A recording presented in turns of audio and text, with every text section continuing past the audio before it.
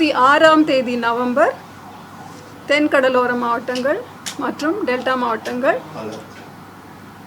7 மாவட்டங்கள்.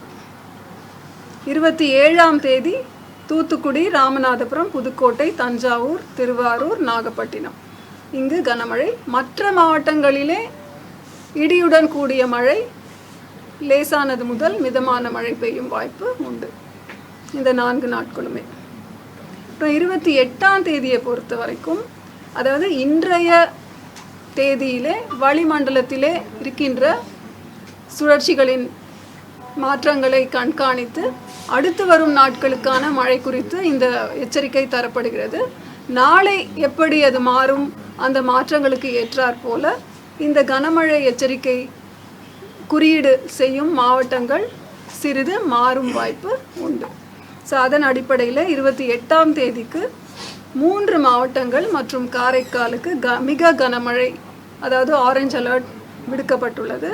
அதுவும் டெல்டா மாவட்டங்கள் தஞ்சாவூர், திருவாரூர், நாகப்பட்டினம் மற்றும் காரைக்கால். 29ஆம் தேதி வட கடலோர மாவட்டங்கள் 7 மாவட்டங்கள் மற்றும் புதுச்சேரிக்கு மிக கனமழைக்கான எச்சரிக்கை நிர்வாகத்திற்காக ஆரஞ்ச் அலர்ட் இந்த மாவட்டங்களுக்கு தரப்பட்டிருக்கிறது.